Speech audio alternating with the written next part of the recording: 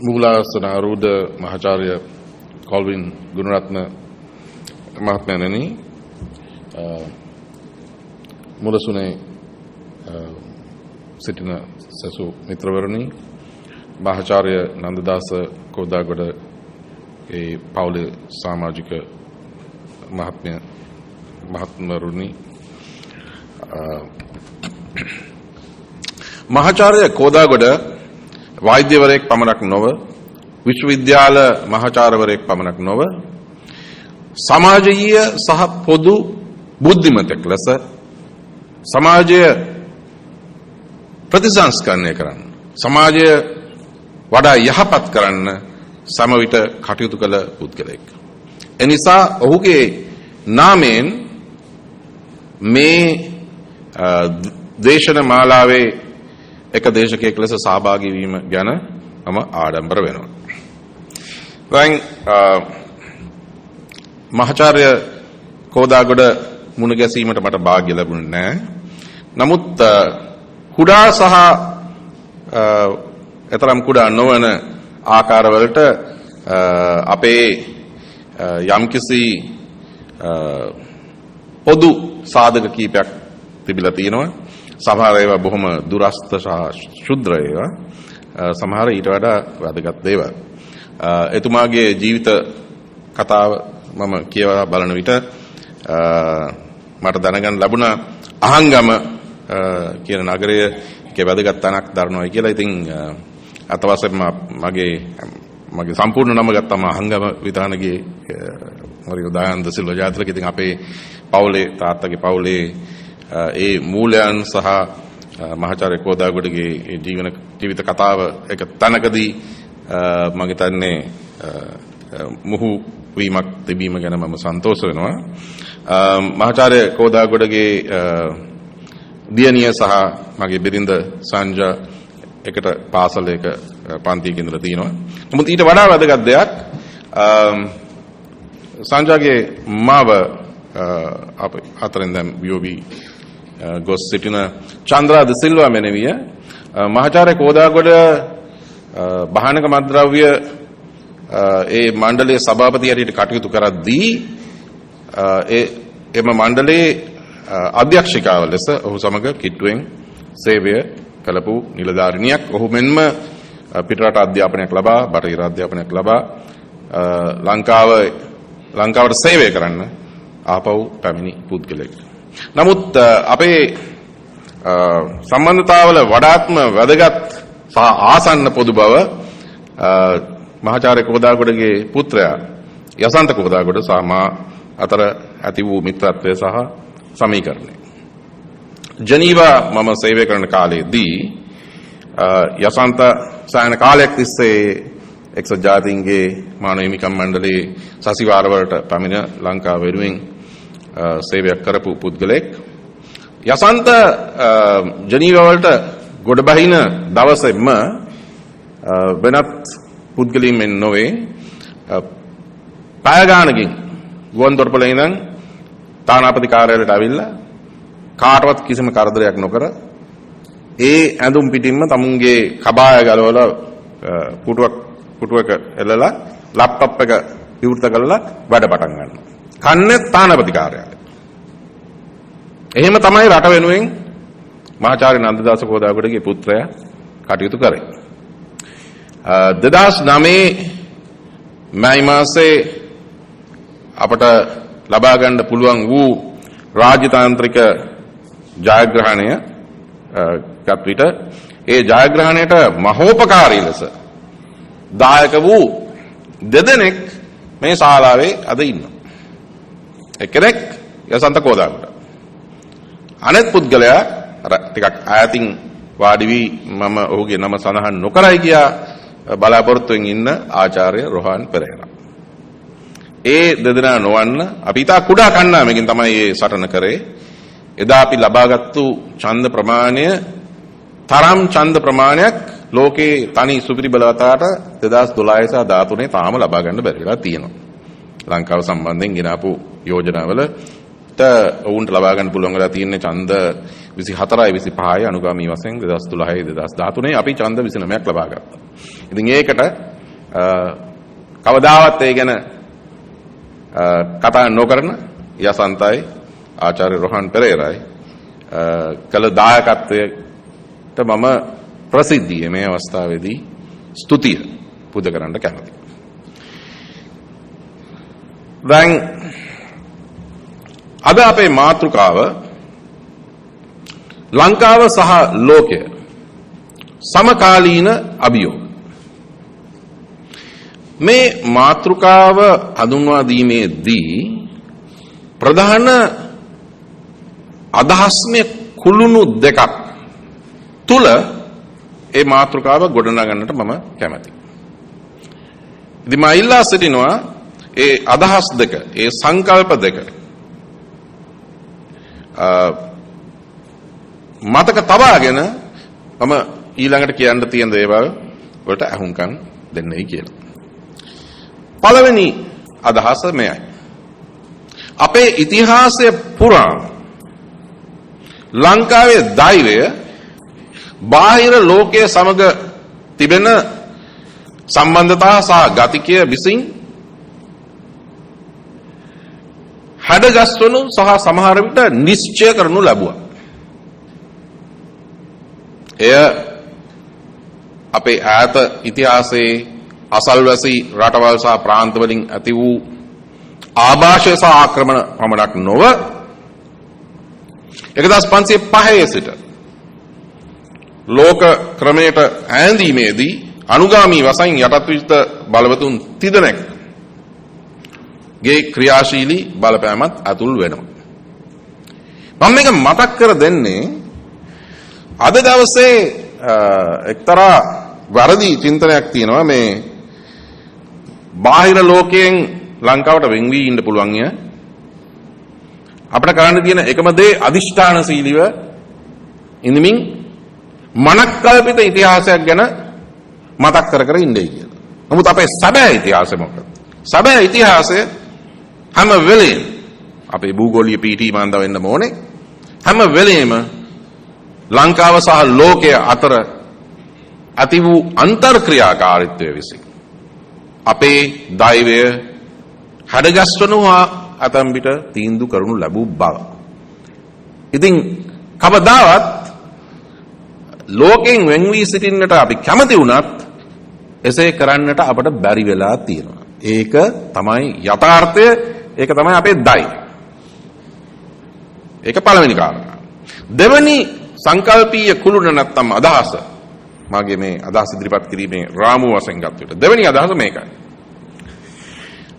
අද 21 වෙනි සියවසේ නමුත් අත් වශයෙන්ම 1991 සෝවියට් දේශයේ බිඳ වැටීම සමග ඇති වූ ලෝක තත්ත්වය තුළ රටවල් වල පැවැත්ම වෙනස් වෙලා තියෙනවා. අභ්‍යන්තර සහ බාහිර කියන ලෝක දෙකක් හැටියට පවතින්නේ නැහැ. රටක අභ්‍යන්තරයේ සිද්ධ වෙන දේ තොරතුරු තාක්ෂණය නිසා ක්ෂණිකව බාහිර ලෝකයට පරාවර්තනය වෙනවා. ඒ පරාවර්තනය වීම නිසා ලෝක ජනමතයට එය බලපාන. ලෝක ජනමතයට බලපාන නිසා ඒ රටවල් වල ආණ්ඩු ඒ අනුව හැඩගැහෙනවා.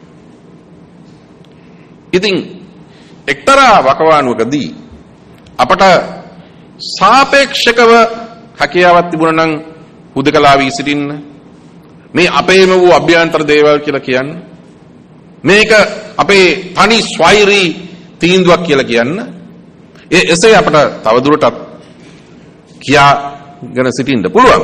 නමුත් ඒක යථාර්ථයක් නෙමෙයි. හේතුව පැවැත්ම පිළිබඳව යථාර්ථය වෙනස් වෙලා තියෙනවා. පැවැත්ම දැන් වඩා පාරදෘශ්‍යයි.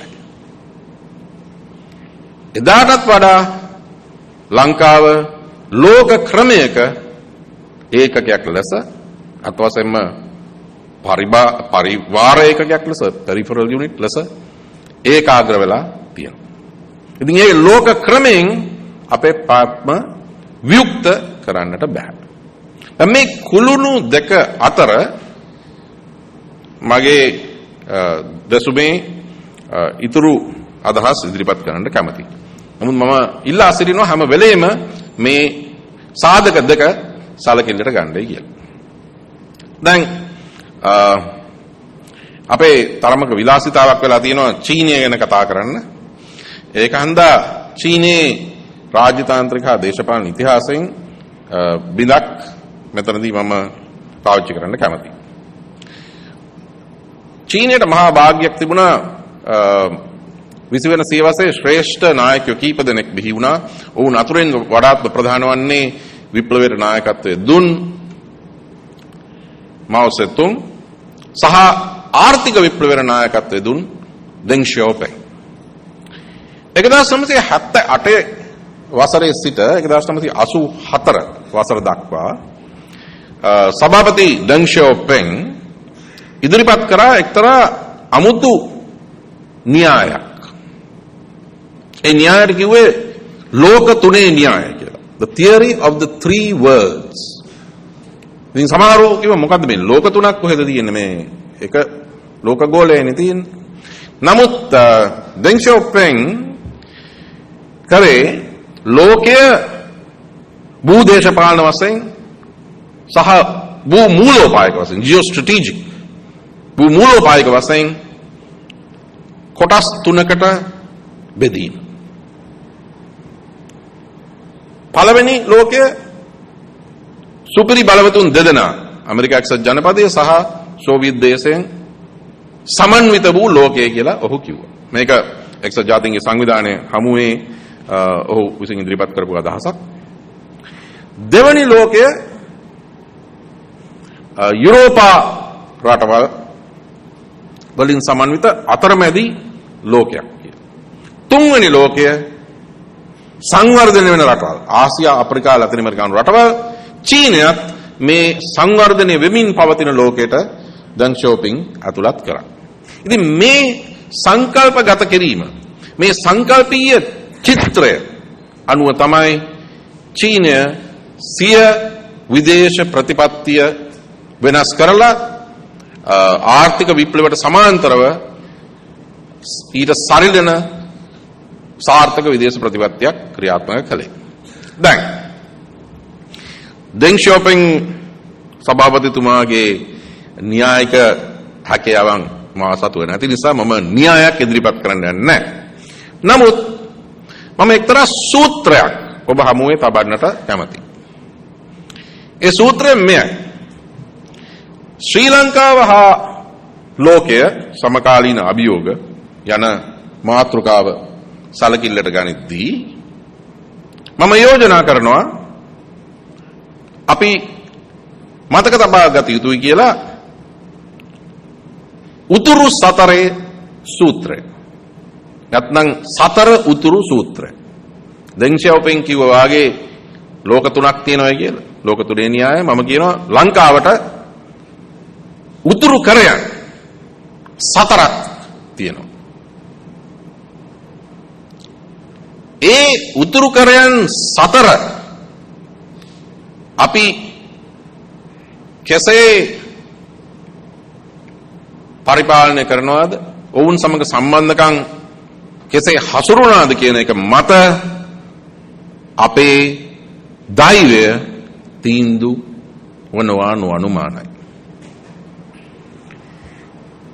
දැන් එක වැදගත් නායකවරයෙක්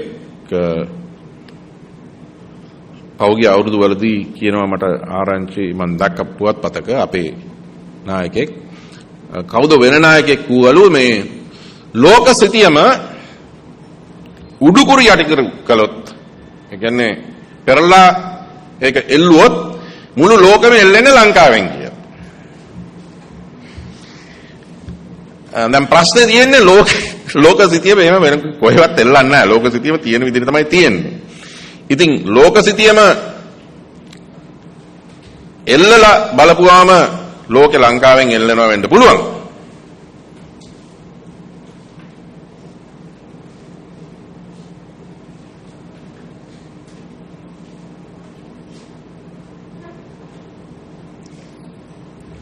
ගරුතර ස්වාමීන් වහන්සේ.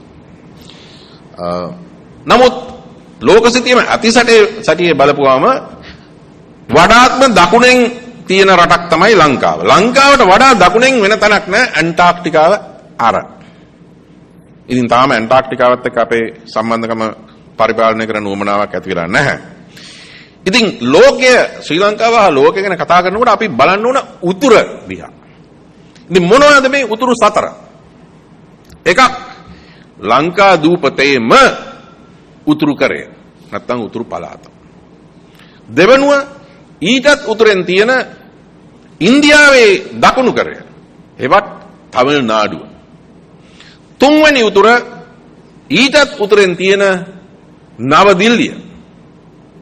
සතරවෙනි සහ අවසන් උතුර අපි කවුරුත් ව්‍යවහාර කරන ගෝලීය උතුර, the global north.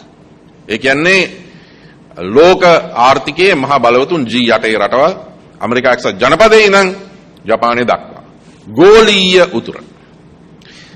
ඉතින් මේ උතුරු සතර සමග අපේ සම්බන්ධතා හරිහැටි සංකල්පගත කරලා පරිපාලනය නොකළොත් ලංකාවට සිද්ධ වන්නේ ඒ උතුරු හතර යම්කිසි අවස්ථාවකදී අපට සතුරු ආකාරයකට පෙළ ගැසී ඒ සමස්ත බලය අප මත පතිත වීමයි. එසේ සිදු වුණොත් දැන් සමහරු කියනවා මේ තාරකා සහ ග්‍රහලෝක එක තේලියට එනවයි කියලා. අන්න ඒ වගේ මේ උතුරු හතර අපට පක්ෂ වෙන්නේ නැතුව අපට විරුද්ධව පෙළ ගැහුණා. දකුණේ අපට තියෙන ශක්තියෙන් ඒක අපට උහුලා දරා ගන්න බැරි වෙනවා. ඒක තමයි අද මම විස්තර කරන්න යන ඒ විග්‍රහය. දැන් සමහරු අහන්න පුළුවන් මේ ඉතින් ආචාර්යතුමනි මේ ලංකාවේ උතුර කොහොමද මේ ශ්‍රී ලංකාව හා ලෝකයේ පිළිබඳව මාතෘකාවක් වෙන්නේ? ඒක අපේම උතුර නේද කියලා. නමුත් අඩු තරමින් 1983 ඉඳන් අපි දැකලා තියෙනවා ලංකාවේ උතුරු කරය පිළිබඳව ප්‍රශ්නය ගෝලීයකරණයට ලක් වෙලා තියෙනවායි කියලා. ඒක තව දුරටත් හුදෙක් අභ්‍යන්තර ප්‍රශ්නයක් නෙමෙයි. ඒක බාහිරකරණයට ලක් වෙච්ච ප්‍රශ්නයක්. දැන් මේ වගේ ප්‍රශ්න තියෙනවා. නමුත් ගැටලුවකට තියෙන්නේ අපේ ප්‍රතිපත්ති සම්පාදකයෝ ඒ පිළිබඳව නොදන්නා එක.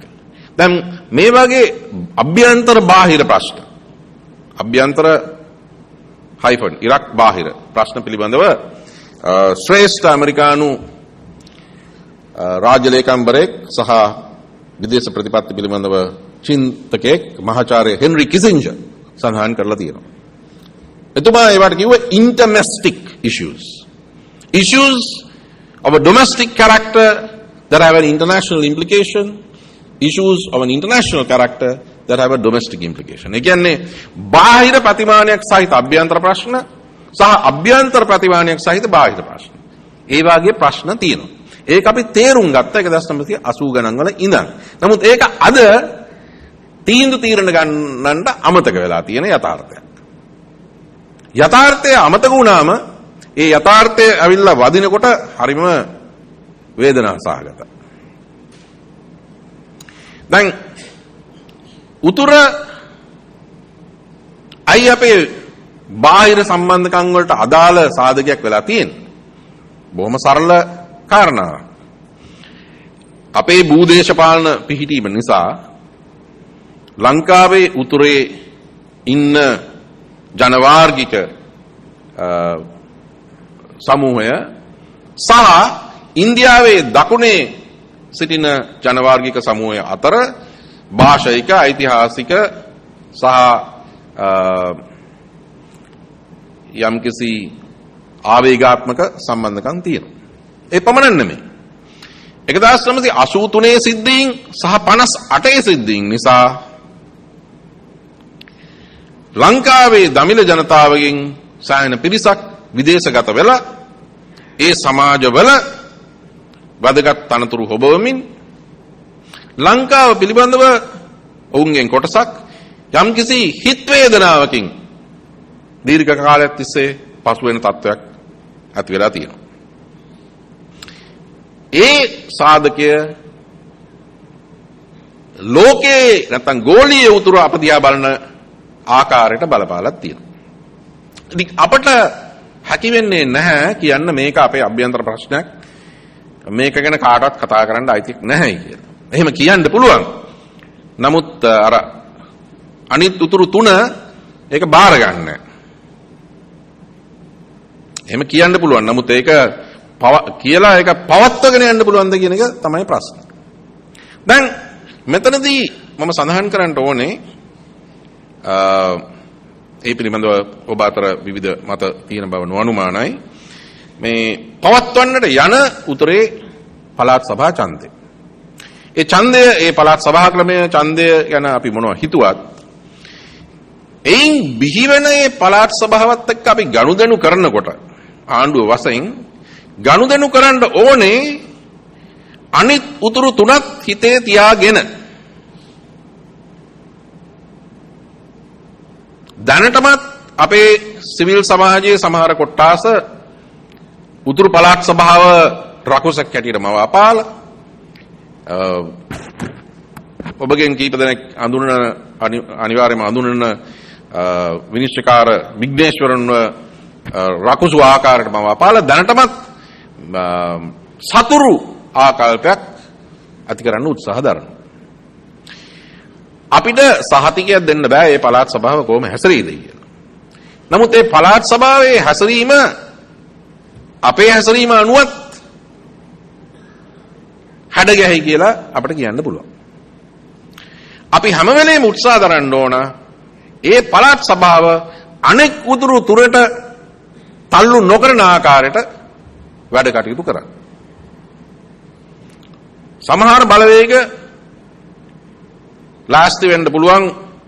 අර ඊයේ මම රූපවාහිනියේ මේ වෙන ගලිවේරියේ සිද්ධියක් බලනකොට මම දැක්කා කියන මේ අපිට සිද්ධ වෙනවා තල්ලු කරන්න කියලා. දැන් ওই පළාත් සභාව නම් එහෙම තල්ලු කරගෙන යන්න එපායි කියලා මම ඉල්ලීමක් කරනවා. හේතුව ඕක තල්ලු වුණොත් තල්ලු වෙන්නේ තමිල්නාඩුව කියන ඊළඟ උතුරට සහ ඊළඟට දිල්ලිය කියන උතුරට සහ ඊළඟට ගෝලීය උතුරට. ඊළඟට ඒ ඔක්කොමලා එක්කහුවලා අප මත විශාල දරාගත නොහැකි බල ශක්තියක් යොමු කරනවා ඇත. ඒ හන්දා මේ උතුරු සතරේ සූත්‍රය මතක තබා ගනිමින් තමයි ඒ උතුරේ පළාත් සභාව අපට වඩා කිට්ටු වන ආකාරයට මේ පැත්තට නිරායන ආකාරයට ආකර්ෂණීය විදියකට අපි හසුරවන්න සහ පරිපාලනය කරන්න ඕන. විකර්ශනීය ආකාරයකට නෙමෙයි. දැන් ඊළඟ උතුර තමයි තමිල්නාඩුව. 1980 ගණන් වලදී එම්.ජී. රාමචන්ද්‍රන් මහමැතිතුමා හිටපු කාලේ ලංකාව සම්බන්ධයෙන් දක්වපු සතුරු ආකල්පයකට නොදෙවෙනි සතුරු මතවාදයක් අද ජනිත වෙලා තියෙනවා තමිල්නාඩුවේ. නමුත් ඊට වඩා භයානක තත්ත්වයක් එතන තියෙනවා. 84 වඩා භයානක තත්ත්වයක්. දැන් මේ අවස්ථාවේදී තමිල්නාඩුවේ තත්ත්වය 87 තත්ත්වය නෙමෙයි. ඒක අපි නොහිතන ආකාරයකට විශාල කාර්මික සහ තොරතුරු තාක්ෂණික නවීකරණයකට භාජනය වෙච්ච සායන විශාල ධනපති පන්තියක් සහ මධ්‍යම පන්තියක් සහිත ප්‍රාන්තයක් බලගතු ප්‍රාන්තයක්. මෙදාසරේ ලංකාවට විරුද්ධ බලවේගය අර අන්තවාදී ද්‍රවිඩවාදී බලවේග වලින් පමණක්ම නෙමෙයි මතුවෙන්නේ. කවදත් නැතුව ලෝයලා කොලෙජිය වැනි තමිල්නාඩුවේ ඉහළ ප්‍රභූ ළමයි යන පාසල් වල ශිෂ්‍ය ශිෂ්‍යාව පාරට බැස්ස ලංකාවට විරුද්ධව. ඒ කියන්නේ තමිල්නාඩුවේ ප්‍රභූ පැලැන්තිය තරුණ කොටස්, මතුවේගෙන එන කොටස්. ඒ තරුණ සිවිල් සමාජය මේ ලංකා විරෝධී හැඟීමේ කොටස්කාර වෙලා තියෙනවා. ඊළඟට අපි මතක තියාගන්න ඕන දැන් බොහෝ දෙනෙක් මම අහලා තියෙනවා මේ කියනවා 16 සැරයක් 17 සැරයක් මෙහෙම ආවා ඔය තමිල්නාඩුවෙන් ආවා හැමදාමත් අපි ගහගත්තයි කියලා. එදා ආවේ ඔය දකුණු ඉන්දියාවෙන් විතරයි. එතකොට ඒක ප්‍රාන්ත රාජ්‍යයක්. එනම ප්‍රාන්තය. දැන් තමිල්නාඩුව ඉන්දියාව කියන මහා බලවතාගේ කොටසක්. ඉතින් අපි සහ තමිල්නාඩුව අතර නෙමෙයි මේ ප්‍රශ්නේ තියෙන්නේ. ඒ ප්‍රශ්නෙට තමිල්නාඩුව අනිවාර්යයෙන්ම සමස්ත ඉන්දියානු ආණ්ඩුව අතුලත් කරගන්නවා. 2014 ඉන්දියාවේ මහමැතිවරණ වර්ෂය. 2014 අවුරුද්දේ අප්‍රේල් මාර්තු මැයි අතර. මෙදා සැරේ මහමැතිවරණයේදී අර 87ට පසුව පළවෙනි වතාවට ප්‍රාන්ත ආණ්ඩු සහ ඒ ප්‍රාන්තවල ඡන්ද වැදගත් වෙනවා. ඒ ඡන්ද අතුරින් තමිල්නාඩු ඡන්ද ප්‍රමාණය ඉතාම වැදගත් වෙනවා.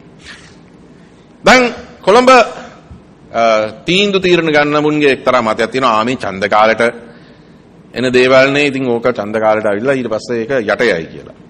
නමුත් මේ හැම ප්‍රජාතන්ත්‍රවාදී රටේම ඡන්ද පොරොන්දු එක විදියකට අවප්‍රමාණය කරලා සලකන්නේ නැහැ. හැම ආණ්ඩුවක්ම. අපි දන්නවා 1977 මොකද්ද උනේ කියලා. 1977 ඉන්දියාවේ මහමැතිවරණයෙන් ඇති වූ ප්‍රතිඵලයක් ගැන එවකට ලංකාවේ ආණ්ඩු වෙන්න හිටපු විපක්ෂ නායකවරු යම්කිසි කතාවක් කිව්වා. ඊළඟට ඒ ඉන්දියාවේ පරදිච්ච පක්ෂය ආණ්ඩු පක්ෂය බවට පත් වුණාම ඒ මතකයක් සාධකයක් වුණා ලංකාව සම්බන්ධයෙන් අනුගමනය කරපු ප්‍රතිපත්තියට. ඉතින් තමිල්නාඩුව වැදගත් සංඝටකයක් ලෙස ඊළඟට බිහිවන සභාග ආණ්ඩුවේ කොටස්කාරයෝ නම් ඒ මහා ආණ්ඩුවට අප වෙත යම්කිසි විදියේ වඩා විවේචනාත්මක ආකල්පයක් දරන්න වෙනවා. දැන් අපේ පළවෙනි උතුර ඒ කියන්නේ මේ දිවයිනේ උතුරු පළාත සහ ඒ පළාත් සභාව ගැන අපි කටයුතු කරන ආකාරය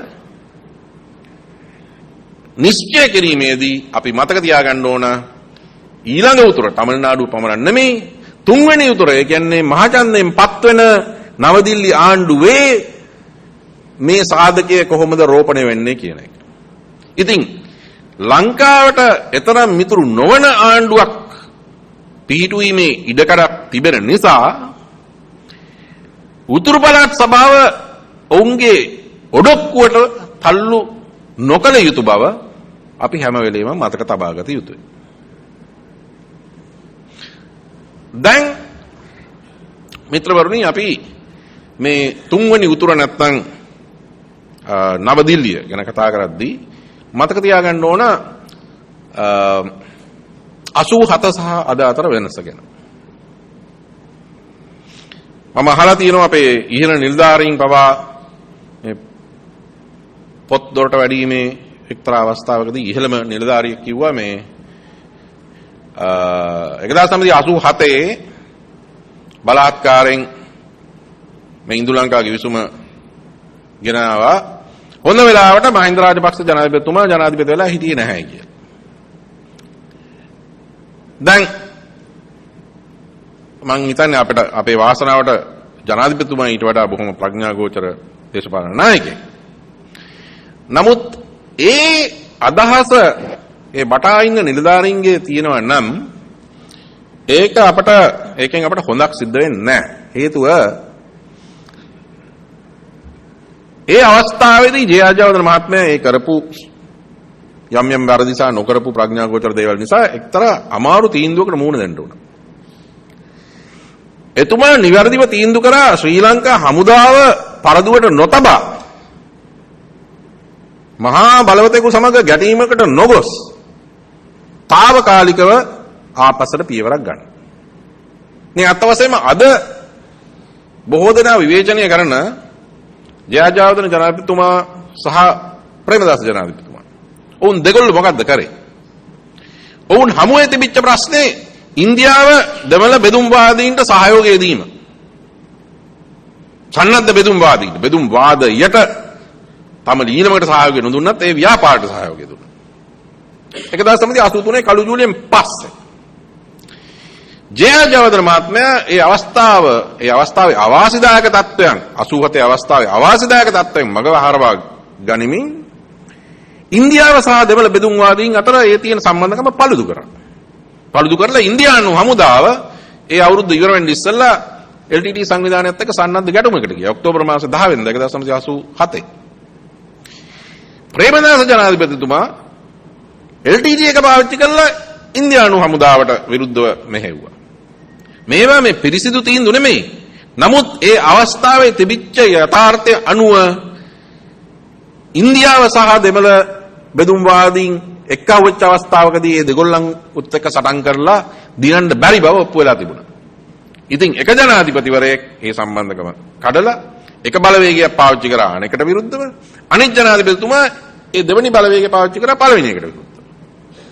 එහෙම තමයි අපේ ස්වෛරීභාවය ආපහු අපි ලබා ගත්තේ. දැන් සමහරුන්ට ලේසියව විවේචනය කරා.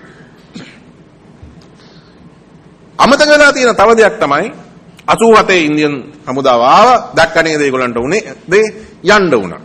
ඇයි ගියේ LTT සංවිධානය ඔය පළාත් සභාවටයි 13 වෙනි සංශෝධනයටයි විරුද්ධව ඉන්දු ලංකා කිසිමයි විරුද්ධව අවියසෙව්වා. එතකොට ඉන්දියාවට සිද්ධ වුණා ඒගොල්ලොත් එක්ක ගැටෙන්න. එතකොට තමිල්නාඩුවේ මතයක් ඇති වුණා මොකද මේ අපේ දෙමළ කොල්ලෝ මේ ඉන්දියන් හමුදාව අපේ හමුදාව ගිහිල්ලා මරන්නේ කියලා. ඒ தත්ත්ව කොච්චර දරුණු වුණාද කිව්වොත් ඉන්දියානු සාමසාධක හමුදාවේ තුවාලලත් සෙබළුන් තමිල්නාඩු රෝහල් වල ඊටම නරක විදියට සලකනු ලැබුවා. එදා ඉන්දියන් හමුදාව යවුවේ අපේ හමුදාව නෙමෙයි LTT එක. ඒක LTT එක සටන් කරපු නිසා තමයි ඉන්දියාවට බැරි වුණේ සම්පූර්ණ බලය යොදවලා ඒක මිරිකලා දාන්න. හේතුව ඒ දෙමළ ගැරිල්ලා හෝ ත්‍රස්තවාදී හමුදාවක් ඉන්දියාවේ දෙමළ ජනතාව 70 ලක්ෂයක් ඉන්නවා. ඒගොල්ලෝ අතරින් ප්‍රශ්න මතුවනවා. ඒ අවස්ථාවේදී ඉන්දියානු මහමැතිවරණයට ඉදිරිපත් වෙච්ච ඉන්දියාවේ හිටපු ආරක්ෂක ඇමති VP සිං මහත්මයා පොරොන්දු වුණා ඉන්දියානු සාමසාධක හමුදාව ආපහු ඉවත් කරනවා කියලා. ඉතින් ප්‍රේමදාස මහත්මයා ජනාධිපති වුණත් නැතත් ඔය හමුදාව ඉවත් කරනවා VP සිං බලයට ආපු ගමන් මේක තමයි සිද්ධ වුනේ. බාහිර මැදිවත් වීමකට වෘත්තු දෙන්න එහෙම දෙමළ හමුදාවක් අපේ වාසනාවට තව දුරටත් අපේ භූමියේ නැහැ. නමුත් ඒකේ තව පැත්තකුත් තියෙනවා. අර ආසන්න ඒ දෙවෙනි තුන්වෙනි උතුරෙන් එන්න පුළුවන් යම්කිසි සතුරු බලපෑමක් තියෙනවා නම් ඒකට තිරින් එකකුත් නැහැ. ඉතින් අපි මතක තියාගන්න ඕන මේ 87 90 කාලේ ඇත්තටම සිද්ධ වෙච්ච දේ මොකක්ද කියලා. එහෙම නැතුව අපි පිඹුණා LTT සංවිධානය අපි පරාජය කරා ඒක අන්ද ලෝකේ 4 වෙනි 5 වෙනි හමුදාවත් අපිට ඒක ප්‍රශ්නයක් නෙමෙයි කියලා අපි කරන්නේ අර වේලුපිල්ල ප්‍රභාකරන් කරගත්තු මෝඩකම තමයි. වේලුපිල්ල ප්‍රභාකරන්ට දේශපාලන ගැන දැනුමක් තිබුණේ නැහැ. යුද්ධය ගැන හොඳ දැනුමක් තිබුණා. නමුත් යුද්ධය ගැන විතරක් දැනුමක් තිබිලා යුද්ධයක් දිනන්නත් බෑ. ඒක අන්ද ඔහු විනාශයටපත් වුණා. වේලුපිල්ල ප්‍රභාකරන්ට මේ ගැන අවවාද කරන්න එක පුද්ගලයෙක් විතරයි හිටියේ. ඒ පුද්ගලයා ඇවිල්ලා අවවාද කරා. ඒ තමයි ඇන්ටන් බාලසිංහ. හේතුව ඇන්ටන් බාලසිංහම් ලෝකෙ ගැන දන්න නිසා. නමුත් ප්‍රභාකරන් ඒක පාරගත්තේ නැහැ. ඒ හන්දා අන්තිමට නන්දිකඩල්හි ඔහුගේ ඒ ඉරණමට ගොදුරු වුණා. නමුත් ප්‍රභාකරන් ඒ අවස්ථාවේදී එක්තරා සූදුවක යෙදුණා. ඒ සූදුව ඒ අවස්ථාවේදී පෙරදුණා. නමුත් ඒ සූදුව දීර්ඝ කාලීනව හරියයිද නැද්දයි කියන එක අපි තාම දන්නේ නැහැ. මොකක්ද ඒ සූදුව? ප්‍රභාකරන් හිතුවා ඒ දෙමළ ජනතාව තමුන් සමග තියාගෙන හිටියොත් අවසන් වෙනකම් ඒ ජනතාව සායන ප්‍රමාණයක් ජීවිතක්ෂයට පත් වෙනවා. ජාත්‍යන්තර වශයෙන් තියෙන තමිල ඩයස්පෝරාව සහ විශේෂයෙන්ම ඊළම්වාදී ජාලාව විසින් ඕක මතු කරන්න පුළුවන්. උලුප්පවන්න පුළුවන් අතිශයෝක්තියෙන් කියන්න පුළුවන් කියලා. ඔව් හිතුවා ඒ නිසා බාහිර මැදිහත් වීමක් වෙයි කියලා. තමිල්නාඩුවේ ඡන්ද නිසා, ඉන්දියාවේ ඡන්ද නිසා ඔහු බලාපොරොත්තු වුණා BJP ආණ්ඩුවක් ඇති වෙයි කියලා. ඒක හරියන්නේ නැහැ. හේතුව ඔහු දැනගෙන හිටියා අපේ තීරණ ගන්නවුන් නොදන්නා ආකාරයට BJP එක කියන්නේ මේ අපේ එතරම් ලංකාව ගැන මිත්‍රශීලී ආකල්පයක් සහිත පක්ෂයක් නෙමෙයි. සමහර විතර මේ Hindu බෞද්ධ සම්බන්ධකම උඩ මිත්‍රත්වයක් තියෙයි කියලා. BJP සංවිධානයේ මතවාදය ඇවිල්ලා රාමායනය. BJP සංවිධානයේ හිතන් ඉන්නේ ලංකාව අර රාවණගේ ලංකාව කියලා. කොංග්‍රස් පක්ෂයේ එහෙම මතවාදයක් නැහැ. කොංග්‍රස් පක්ෂය අර LTT එකත් එක්ක තරහවකුත් තියෙනවා.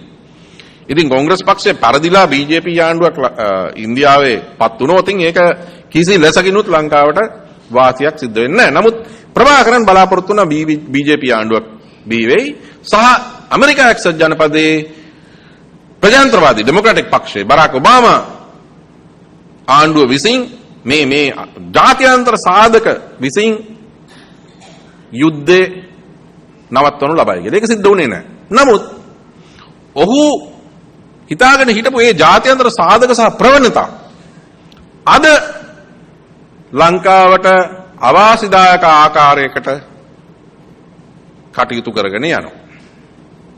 ඉතින් ප්‍රභාකරන් මිය ගියත් ඔහුගේ සිහිනය වූ තමලීලම වෙනත් ආකාරයකට බාහිර සාධක නිසා බාහිර බලවේග නිසා කවදා හෝ සාර්ථක වීමේ උවදුර නැතුව නොවේ. ඒක අර පරණාකාරයට මේ බෝම්බ තියලා ත්‍ස්තවාදී LTT කාරයෝ ඇවිල්ලා කරන යුද්ධයක් නෙමෙයි. පහුගිය දශක කිහිපය තුළදී ලෝක ඉතිහාසය ගත්තාම තියෙන ප්‍රවණතාවයක් තමයි ජාතික ස්වෛරීත්වය බිදී විසිරී ගිහිල්ලා දේශ සීමාවන් කැඩිලා අලුත් රාජ්‍යයන් බිහි කරවීම හෝ බිහිවීම.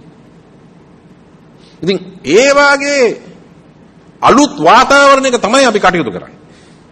ඒක ලංකාවේ තීරණ ගන්න උන් හරියට තේරුම් අරගෙන නැහැ. දැන් අපි හතරවෙනි උතුර කරා යනවා. ගෝලීය උතුර. අත වශයෙන්ම මට බොහොම කනගාටුයි. ඒ හතරවෙනි උතුර අපට කතරම් වැදගත් බලපෑමක් කරත් එතන සිද්ධ වෙන දේවල් පිළිබඳව අපේ පාලකීන් සහ තීන්දුව ගන්න නිලධාරීන් තේරුම් නොගැනීම. මට මතකයි අවුරුදු ගානකට කලින් ආචාර්ය රොහන් පෙරේරා තමයි R2P සංකල්පය ගැන සටහන් කොළඹට එව්වේ. නිව්යෝක් වල ඉඳන්. අද මොකද්ද තත්ත්වය? ඒ බොහොම අමාරුවෙන් එතුමා මම අපි කියලා ඉතින් ඊළඟට මෙතන උදවිය R2P කියලා කියන්න පටන් ගත්තා. ඒක ටිකක් කාලයක් ගියා. නමුත් අද මොකද්ද තත්ත්වය? අද කියලා මම කියන්නේ මේ පහුගිය සති කිහිපය තුලදී. මොකද්ද තත්ත්වය? ඔබ සියලු දෙනා දන්නවා ඇති මැඩ්ලින් ඕල්බ්‍රයිට් කියලා ක්ලින්ටන් ජනාධිපතිතුමාගේ හිටපු රාජ්‍ය ලේකම්වරිය. එතුමියගේ වකවානුවේ තමයි යුගස්ලාවියාව කැලි වලට කැඩුවේ නේටෝ එක. එතුමිය සහ රිචඩ් විලියම්සන් ගේ ප්‍රධානත්වයෙන් R2P පිළිබඳව අලුත් වාර්තාවක් නිකුත් කරලා තියෙනවා. දැන් රිචඩ් විලියම්සන් කියලා කියන්නේ දකුණු සුඩානයට ඇමරිකාවේ හිටපු විශේෂ නියෝජිතයා. දකුණු සුඩානයේ දැන් වෙනම රටක්. දැන් මැඩ්ලින් ඕල්බ්‍රයිට් සහ රිචඩ් විලියම්සන්ගේ තියෙන පොදු බව ඒ දෙගොල්ල සහභාගී වෙලා තියෙනවා ක්‍රියාශීලීව රටවල් දෙකක් කඩන්න. දැන් මේ R2P වාර්තාව සංවිධාන තුනක් එක්ක අහුවෙලා කරපු වාර්තාවක්. US Holocaust Memorial, ඒ කියන්නේ යුදෙව්වන් සමූල ඝාතනය කිරීමේ මතකය තබා ගැනීමට තියෙන ඒ කෞතුකාගාරය. ඇමරිකාවේ කෞතුකාගාරය. Holocaust. දෙවෙනි එක බ්‍රුකින්ස් ආයතනය කියන ඉතාම ප්‍රකට ලිබරල් බුද්ධි මණ්ඩලය. තුන්වෙනි එක United States Institute of Peace in Washington DC. ඒ ආයතනය අත වශයෙන් මගේ කෘතියකුත් ප්‍රකාශපත් කරලා තියෙනවා 1997. ඉන්දු ලංකා ගිවිසුම සහ IPK පිළිබඳව. දැන් ඔය සංවිධාන තුන එක්කහුව වෙලා මේ කෘතියක් ඉදිරිපත් කරලා තියෙනවා. ඒකේ පළවෙනි පිටුවේ කියන කවරේ අරපුවම මේ පිටුවේ තියෙනවා කොයි රටවල් ගැනද සාකච්ඡා කරන්න කියලා. හැම රටක් ගැනම නෙමෙයි. ඒ පිටුවේම තියෙනවා අරපු ගම.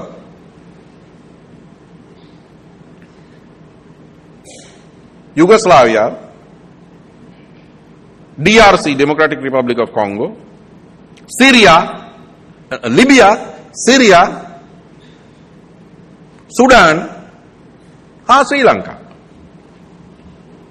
ශ්‍රී ලංකාව කියන්නේ මේ කොහෙන් හරි මේ අර එක පිටුවක කෙරවලක මේ දාලා තියෙන එක නෙමෙයි. ලංකාවත් මේ ගොඩට ඇතුල් කරලා විග්‍රහ කරලා සාකච්ඡා කරලා තියෙනවා මේ R2P සංකල්පයේ යටතේ.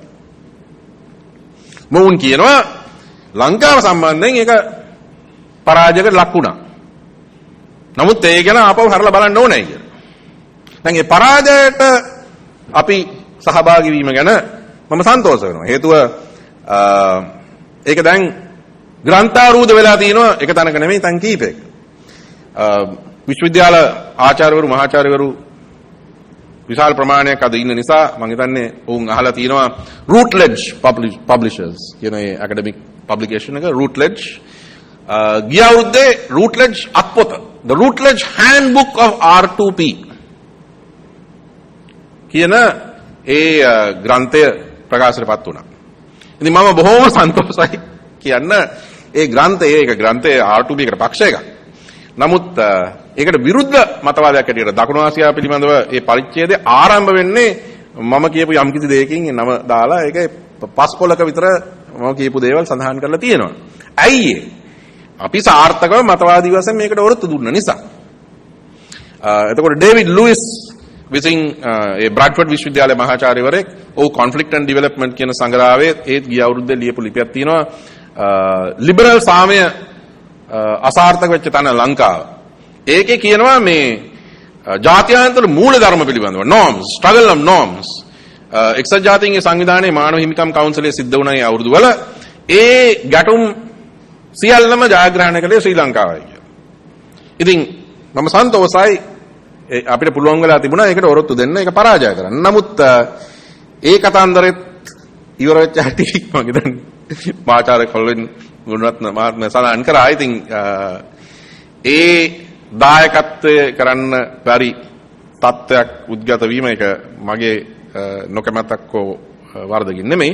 නමුත් එතනදී අපිට පේනවා ඒ සටන සාර්ථකව කරපු ඒ කණ්ඩායම විතන් වෙලා දැන් බිනි විසිරලා ගිහිල්ලා තියෙනවා.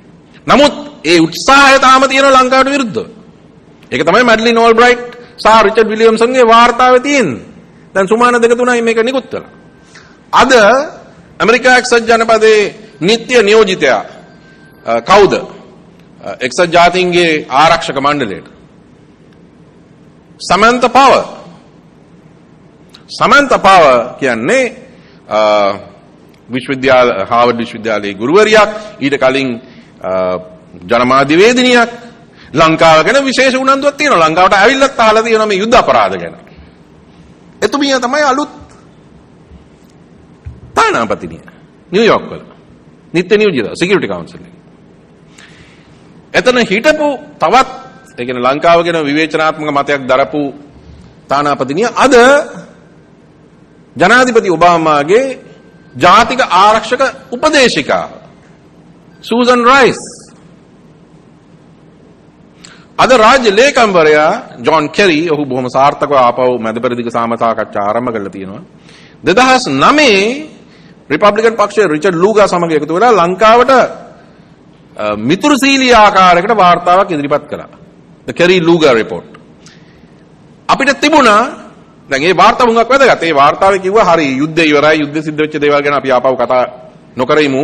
අපි මේ දෙමළ ජනතාව සමග දේශපාලන සංහිඳියාව සහ බල විමධ්‍යගත කිරීම ගැන සාකච්ඡා කරමු කියලා ඒක මාරුවක් තිබුණා. නමුත් අපි ඒ විවෘත වෙච්ච දොර තුලින් ගියේ නැහැ. ඇයි? අපි හිතුවා සහ කිව්වා ඒ අවස්ථාවේදී දැන් මේගොල්ලන්ට තේරිලා අපි හරි කියලා. දැන් ඔහම ආපු දෙක්. ඒගොල්ලෝ ආවේ නැහැ. ඒගොල්ලෝ දොර විවෘත කළා අපිට එන්න.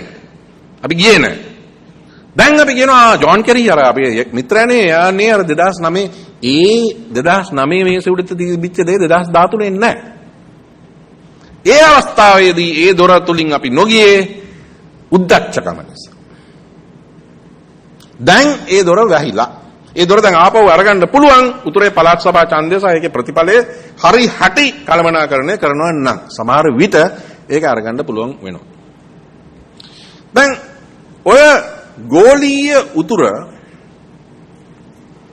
සහ අපේ තුන්වෙනි උතුර ඒ කියන්නේ ඉන්දියාව සමග මූලෝපායක සම්බන්ධකමක් තියෙන බව අපි දන්නවා.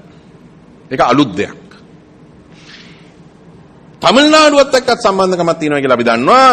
හිටපු රාජ්‍ය ලේකම්වරිය හිලරි ක්ලින්ටන් තමිල්නාඩුවට ගිහිල්ලා ජයලලිතත් එක්ක සාකච්ඡා කරලා 2012 ජනීවා ඒ යෝජනාවට කලින් කරපු ඒ කතිකාව ගැනත් අපි දන්නවා. ඉතින් අපි තේරුම් ගන්න ඕනේ මේ උතුරු තුනක්ම එකිනෙකා සමග සහ සම්බන්ධකම් සහිත බලවතුන් කියලා. දැන් අපිට කරන්න පුළුවන් දෙයක් තියෙනවද? ඔව්.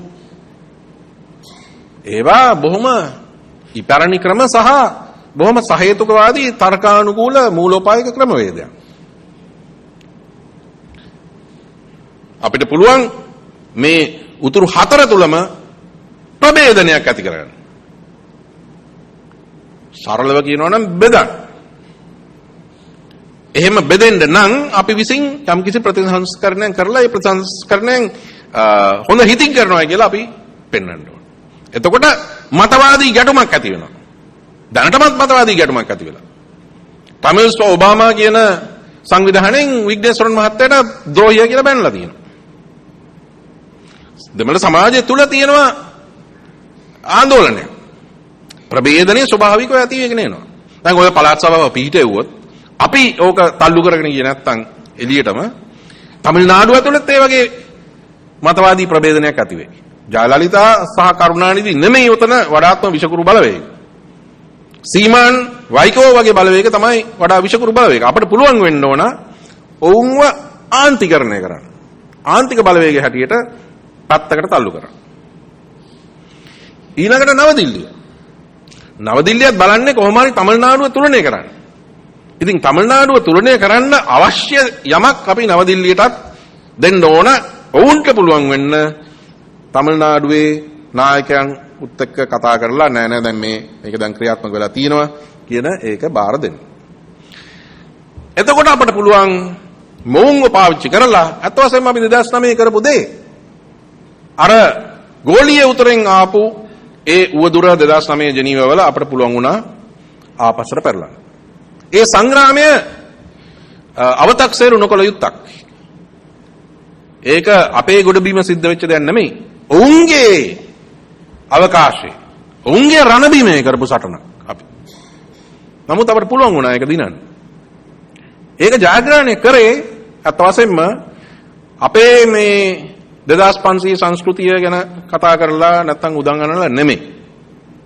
එක්සත් ජාතීන්ගේ සංවිධානය තුල විශ්වව්‍යාප්ත විශ්ව රීති තමයි ක්‍රියාත්මක වෙන්නේ. විශ්ව සංකල්ප. ඒක ආරම්භ වුණේ ඒ විශ්වත්වය පදනම් කරගෙන ඒ අණුව තමයි අපි ඒ සටන කරේ. ඒ හන්ද තමයි පුළුල්තම බලවේගයක් එක්කව කරන්න පුළුවන් වුණේ. ඒ හන්ද තමයි ලන්ඩන් ටයිම්ස් පත්තරේ පුදුවෙන් කිව්වේ මේ ලංකාවට පුළුවන් වුණා ඉන්දියාවයි චීනයයි පාකිස්තානයයි තුනම එක්කව කරගන්න කියලා. ඒක පෙරහා පසුව කරන්න බැරි වෙච්ච දෙයක්. නමුත් අපිට පුළුවන් වෙන්න ඕන මේ ප්‍රභේදනයක් ඇති වෙන විදියට ප්‍රතිසංස්කරණ කරලා ඒ ප්‍රභේදනයේ අනුව ඊළඟට අපේ සතුරු සහ වඩාත්ම දරුණු විවේචකයන්ව තුලනය කරන්න. අන්තවාදීන්ව කොන් කරන්න. කවුද මේ අන්තවාදීෝ? ලංකාවේ හතුරු කවුද? මම දකින විදියට කිසිම රාජ්‍යයක් රටක් ලංකාවේ හතුරෙක් නෙමෙයි. නමුත් ලංකාවට හතුරු ඉන්නවා. ඒ තමයි තම ඊළම වෙනුවෙන් පෙනී සිටින ජාත්‍යන්තර ජාලා. එහෙම ව්‍යාපාරයක් තියෙනවා. ගෝලීය ව්‍යාපාරය. ඒක සියලු දෙනාම කොටි නෙමෙයි. කොටිත් ඒකේ කොටසක්. නමුත් එහෙම ගෝලීය TGT වගේ ඒ විශාල ගෝලීය සංවිධානයක් තියෙනවා, ව්‍යාපාරයක් තියෙනවා. මම හැමදාම කියනවා ප්‍රභාකරන් ගේ හමුදාව පෙරදුනා, බාලසිංහම් හදපු හමුදාව පෙරදුන්නේ නැහැ. ඒ හමුදාවෙන් තමයි මේ සටන දැන් කරගෙන යන්නේ. ඒක පරාජය කරන්න බෑ අපේ කායික හයිය. කායික හයිය යොදවන්න බැරි තැන්වලනේ ඕක තියෙන්නේ. ඉතින් අපි තේරුම් ගන්න ඕන මේ ගෝලීය රණබිමේ සටන තුල ක්‍රියාත්මක වෙන අවි මොනවද?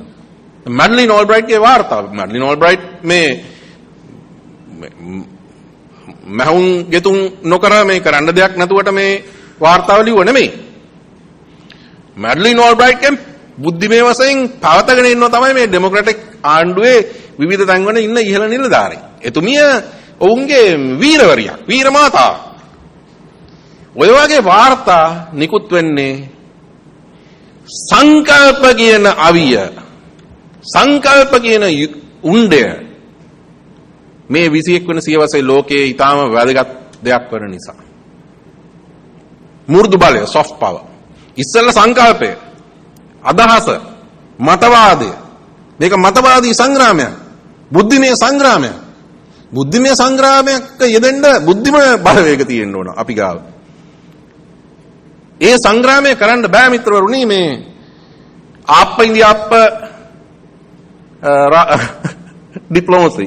ආප්ප ඉන්දියාප්ප කණ්ඩ බොණ්ඩ දීලා උඩරට නැටුම් පෙන්නලා ආගමිකවත් පිළිවෙත් පමණක් අපේ තානාපති කාර්යාලවල කරමින් ඒ සමාජ දිනා ගන්න බෑ. ඒ සමාජ දිනා ගන්න බෑ. අපේ බුද්ධිමය බලවේග තියෙනවා, ඉන්නවා ඒ සමාජවල. ඒ රටවල් වල සිංහල, දෙමළ, මුස්ලිම්, බර්ග බුද්ධිමතුන් තරුණ තරුණියන් බිහි වෙලා ඉන්නවා.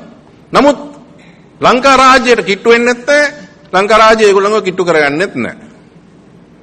නමුත් අනිත් පිළ ඒ බුද්ධිමය කලාකාරයේ බලවේග ඔක්කොම දිනා ගන්නවා. දැන් මම සාකච්ඡාවේදී මුලදී කිව්වා අර දෙවනි කුළුණ ගැන, සංකල්පීය කුළුණ. පරාත්ම කියන දේ වෙනස් වෙලා තියෙන හැටි. අපි අද මෙහෙ කරන දෙයක් ක්ෂණිකව පරිවර්තන වෙන හැටි බාහිර ලෝකයට සහ අපි පිළිබඳව අති මතවාද වෙනස් වෙන හැටි සහ ඒ නිසා ලංකාව කියන ඉලක්කය, ඒ ඉලක්කය හැඩගැහෙන හැටි. දැන් පෞගිය අවුරුදු 1.5 තුලදී අපේ විශාල ප්‍රගතියක් තිබිලා තියෙනවා තරුණ සිනමාකරුවන්ගේ නිර්මාණ. හැම ජාත්‍යන්තර උළෙලකම තාගි 3-4 දිනා ගන්න. ඒක අපේ මු르දු බලයේ කොටසක් හැටියට අපි පාවිච්චි කරන්න ඕන. ඒ වෙනුවට මේ අර මම වතාවක් කිව්වා මේ බැදපු මේ ඉගිරෙන මාළුව බැදගෙන ගන්න හදනවා කියලා සමහර නිලධාරියෝ. ඒ වගේ දේවල් කරනකොට ලෝකේ කොහොමද මේක දකින්නේ? ප්‍රංශ සිනමා උළෙල තහනම් කරලා ලංකාව. චිත්‍රපටියක් නරක නම් ඒක විචාරයෙන් බිඳ දමන එකයි තියෙන්නේ. තහනම් කරන්න ගියාම මොකද්ද ලංකාව පිළිබඳව ඇති වෙන ආකල්පය? ඒක නිකන් හොඳ නම නරක නම පිළිබඳ ප්‍රශ්නයක් නෙමෙයි මිත්‍රවරුනි. අපි හැමෝම අහලා තියෙනවා රෙජිම් චේන්ජ් කියලා. රෙජිමය මාරු කිරීමේ බාහිර උත්සාහය. මේ R2P එකත් ඇඳිලා තියෙනවා ඒ කොටස. දැන් ඔය රෙජිම් චේන්ජ් කියන එක ක්‍රියාත්මක කරන්නේ රෙජිමය නිර්වචනය කරලා. සාමාන්‍යයෙන් ශක්තිමත් දේශීය ප්‍රජාතන්ත්‍රවාදී රටකට ඇඟිලි ගහන්න ඉන්නේ නැහැ. හේතුව එහෙම ඇඟිලි ගහන්න නම් ඒ විදිහට ඉලක්කය හැඩ ගැහිලා තියෙනවා. ඒක තේරුම් අරගෙන තමයි මියන්මාරය වෙනස් වුනේ. දැන් සමහරු කියනවානේ චීනය අපිත් එක්ක චීනය රුසියාවයි ඉන්නවා. ඉතින් අපි මොකුත් වෙනස් වෙන්න ඕනේ නැහැ කියලා මියන්මාරය සමග චීනය ඊට වඩා හිටියා. නමුත් චීනයේ තවවාද අනුශාසනා අනුව මියන්මාරය අභ්‍යන්තරික වශයෙන් වෙනස් වුණා. මියන්මාරය වෙනස් කරන්න දායක වෙච්ච එක පුද්ගලයා තමයි මියන්මාරේ දැන් කාලයක් තිස්සේ අවුරුදු කිහිපයක් තිස්සේ ඉන්න විදේශ ඇමතිවරයා. ඒ විදේශ ඇමතිවරයා තමයි යසන්ත රෝහන් අපි එහෙ ඉන්නකොට මා සමග සේවය කරපු බුරුම මියන්මාර තානාපතිතුමා නිත්‍ය නියෝජිත. ඔවුන් ගිහිල්ලා අපිට වඩා විශාල තර්ජනයක් තිබුණා මියන්මාරට. නමුත් චීනයත් එක්කත් කිට්ටු මිත්‍රත්වයක් තිබුණා. මියන්මාරය ඒ උගුලෙන් මිදුනේ කොහොමද? ඒගොල්ලෝ හැම වෙලේම හිතාගෙන හිටියේ නෑ අපිට චීනේ ඉන්නවා අය කියලා. චීන මේකට මොකුත් වෙන්න ඉඩ දෙන්නේ නැහැ කියලා. මේ මියන්මාරේ ලංකාවට වඩා චීනට උඟක් කිට්ටුයි. භූගෝලීය වශයෙන්. ඔවුන් ප්‍රතිසංස්කරණය වෙලා අර ඉලක්කයේ හැටියට තිබිච්ච ඒගොල්ලන්ගේ ප්‍රතිරූපේ සම්පූර්ණ වෙනස් කරගත්තා. දැන් මියන්මාරට ගහන්න බෑ. නමුත් අපි එහෙම කරන්නේ නැතුව අපි හිතන් ඉන්නවා නෑ චීනය රුසියාව ඉන්නවා. අපේ පැත්තේ ඉන්න බව හැබෑව. නමුත් අපි ඉන්නේ කොහෙද කියලාත් අපි බලන්න එපා. අපි ඉන්නේ ඉන්දියාවේ දොරකොඩ. දූපතක් හැටියට. ඒක වෙනස් වෙන්නේ නැහැ. ඒ දූපත වට කරන්න වැඩි වෙලාවක් යන්නේ නැහැ මුහුදේ. අපේ ගුවන් හමුදාව පාවිච්චි කරන එක වළක්වන්නත් වැඩි වෙලාවක් යන්නේ නැහැ. අත් වශයෙන්ම අපේ තීන්දුව తీරන ගන්න උදවිය කිසි ලෙසකිනුත් සලකිල්ලට නොගෙන තියෙන එක සාධකයක් තියෙනවා. පහුගිය මාස කිහිප තුළදී 아무තු දෙයක් සිද්ධ වුණා. ඉන්දියාවේ දකුණු කරේ කාලාන්තරය තිස්සේ තිබිච්ච නාවුක ගුවන් තොටුපළක් තිබුණා. ඒ ගුවන් තොටුපළට ආසියාවේ දිගම ධාවන පතය තියෙන. ඉතින් ඒක එහෙම තියෙනවා. ඒකට අලුත් ගුවන් යානා ගෙනත් ගොඩ බෑවා. ඒක ඉතින් අපිට හිතා ගන්න පුළුවන් මේ නාවුක ගමන් බිමන් ගැන විමසනවා මේ නාවුක ගුවන් තොටුපළ. නමුත් තව දෙයක් වුණා. තමිල්නාඩුවේ තංජවූර් කියලා කියන තැන අලුත් ගුවන් හමුදා කඳවුරක් ආරම්භ කරා. ඒ ගුවන් හමුදා කඳවුරට අවිල්ලා පතිත කරලා තියෙන්නේ ඉන්දියාවේ වඩාත්ම නවීන සහ භයානක යුද ගුවන් යාන සුඛෝයි Su-30 ගුවන් යානාව රුසියාවෙන් ගත්තේ. ඒක එතන තමයි දැන් නවත්තලා තියෙන්නේ. ඒක මොකක් සඳහාද? කවුද උතන දකුණෙන් ඉන්නේ? තංජවූර් වලින් දකුණේ කවුරුත් නැහැ. අපි අර ඒ ගුවන් යානා ඒක විවෘත කරද්දී ඒ තොටුපොළ ඉන්දියාවේ ආරක්ෂක ඇමතිතුමා ඒ කතාවේ දැන් ලංකාවේ නමත් සඳහන් කරා. ලංකාව ඒ කතාවේ සඳහන් වුණා. දැන් මේ සියලු දේවල් අපි සැලකිල්ලට ගන්න ඕන. ඒකෙන් අදහස් වෙන්නේ නැහැ අපි දනනවන්න ඕනයි කියලා. ඒකෙන් අදහස් වෙන්නේ අපි හරියට ප්‍රඥාව පාවිච්චි කළ යුතුයි කියලා. දැන් රෙජීමේ ස්වභාවය තීන්දුව කරද්දී අපි හැසිරෙන ආකාරය බලපානවා. ඒ රෙජීමේ පිළිබඳව දෙන නිර්වචනය වෙනස් වෙනකොට ඒකෙන් අපිට ඇති වෙන භයානකකම වැඩි වෙනවා. ඒ නිසා අපි කරන හැම දෙයක්ම දැන් කියමු සන්නද්ධ හමුදා ඒකකයක් ස්වයංක්‍රීය අවිසහිතව වෙඩි නොවදින ඇඳුම් කට්ටල සහිතව පාවිච්චි කරනවා නම් පාරක් හරහට ඉන්න පානීය ජලය ඉල්ලන ජනතාවක් විසිරව හරින්න සහ කවුරුහරි පුද්ගලයෙක් වෙඩි පහරින් මිය යනවා නම් ඒක සාමාන්‍යයෙන් ප්‍රජාතන්ත්‍රවාදී රජයන රටක සිද්ධ වෙන්නේ නැහැ. ඊළඟට මොකද්ද නිර්වචනයට වෙන්නේ? ඊළඟට නිර්වචනය ටිකක් වෙනස් වෙගෙන යනවා. එතකොට රෙජීමිය නිර්වචනය කරන්නේ මේක ප්‍රජාතන්ත්‍රවාදී ගුණාංග ලක්ෂණක් තියෙනවා. නමුත් සමහර විට මේ ජනප්‍රිය ජනාධිපතිතුමා සහ ප්‍රජාතන්ත්‍රවාදයේ මිනිස් පලියක් සහ මිනිස් මුහුණුවරක් ඇටියට පාවිච්චි කරමින් වෙන යන්ත්‍රයක් මෙතන සබවින්ම තීන්දුව తీරන ගන්න තත්ත්වයක් ඇති වෙලා දෝ කියලා ප්‍රශ්න කරන්න පටන් ගන්නවා. How do you characterize the regime? regime මොවුන් ප්‍රජාතන්ත්‍රවාදී regime එකේ ඉඳන් civil military සම්මිශ්‍රිත regime එකක් කියලා හිතුවොත් ඊළඟට ඒ සම්බන්ධයෙන් කරන්න පුළුවන් දේවල් ප්‍රමාණය වැඩි. හතුරු ගන්න පුළුවන් පාවිච්චි කරන්න පුළුවන් මෙවලම් වෙනස් මෙවලම්. ඒ හන්ද අපි මෙව ගැන හිතා ගන්නවා. පළවෙනි ලාංකිකයා හැටියට මම සලකන රාවණ රජුරවන්ට අවාසනාවකට මේ විභීෂණ හිටියා. විභීෂණ ඉන්දියාවට අතවනලා ඉන්දියාව ගෙන්න ගත්තා. දැන් එදා යුගයේ අද යුගයේ ඒ දේව කරන්න ඕනේ ඒ ප්‍රතිඵලය අත් කරගන්න. විභීෂණයෙන් සිද්ධ වෙච්ච දේම භීෂණයෙන් සිද්ධ වෙන්න පුළුවන් අද. අත වැණීමෙන් සිද්ධ වෙච්ච දේ මිට මෙලවීමෙන් සිද්ධ වෙන්න පුළුවන්.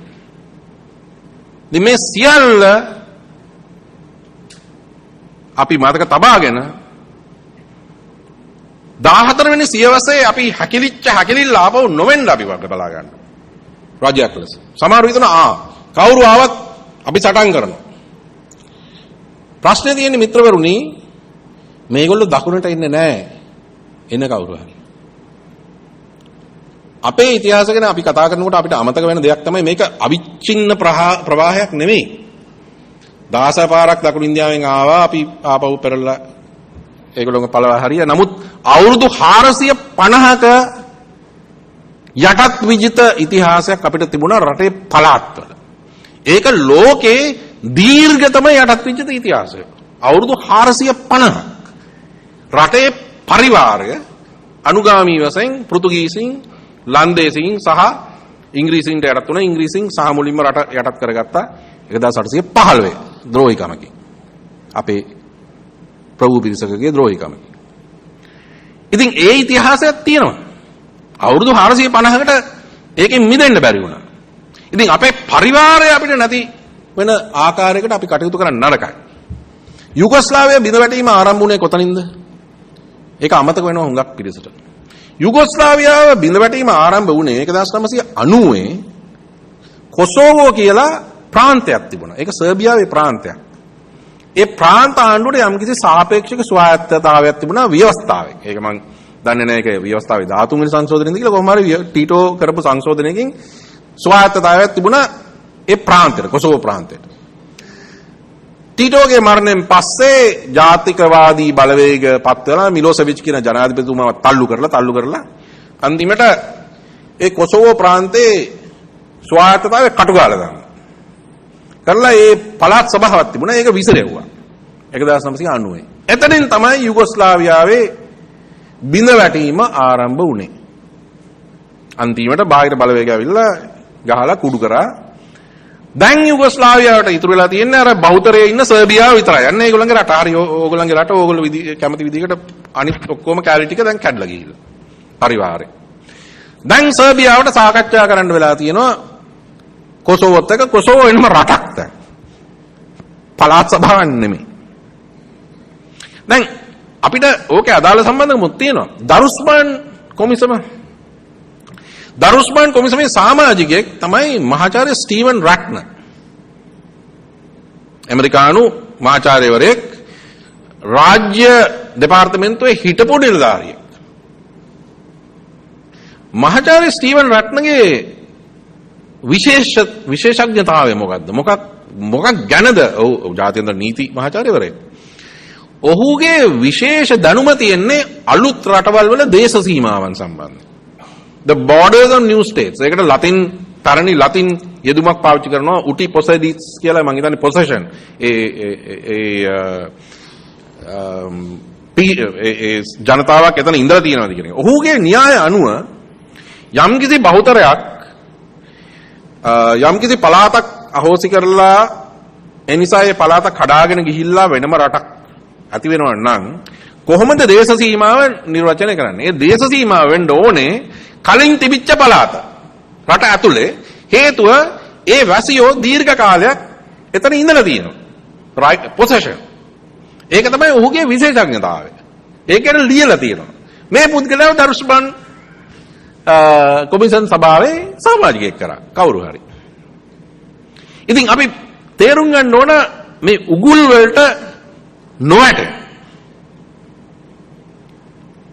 මේ ස්වයංක්‍රීය අවිගණ දන්න කවුරුවත් ඉන්නවා නම් ඒකේ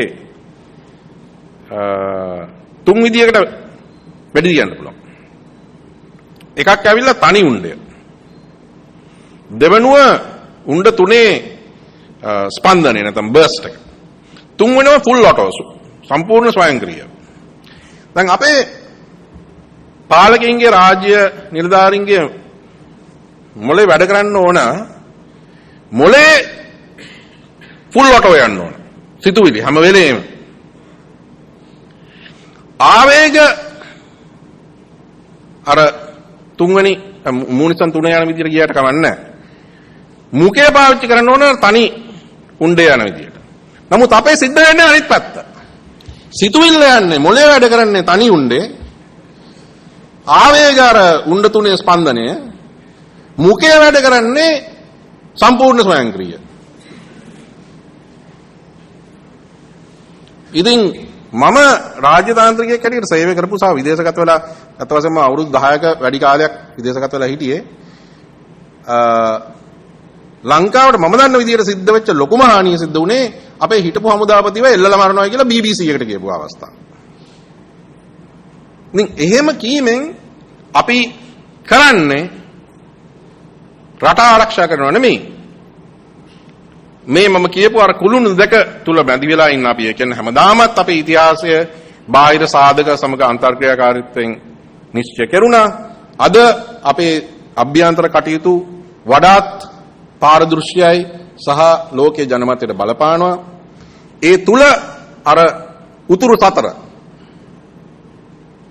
උතුරු පළාත තමිල්නාඩුව නවදිල්ලිය සහ ගෝලීය උතුර මහ බලවතුන්ගේ සුපිරි බලවතුන්ගේ උතුර මේ සතර අපට එරෙහිව ස්ථානගත වෙන තත්වයක් නිර්මාණය වීමයි. එය වළක්වන්න නම් සිවිල් සමාජය ජනතාව සම්පූර්ණ වෙරදරන්න ඕන. අපිට හිමි වෙලා තියෙන මේ සාමූහික ප්‍රඥාව පාවිච්චි කරලා අපේ රටට හිමි විය යුතු එක වතාවක් හිමි වී තිබුණු ඒ කීර්තිය ආපහු හිමි කරගන්න. බොහොම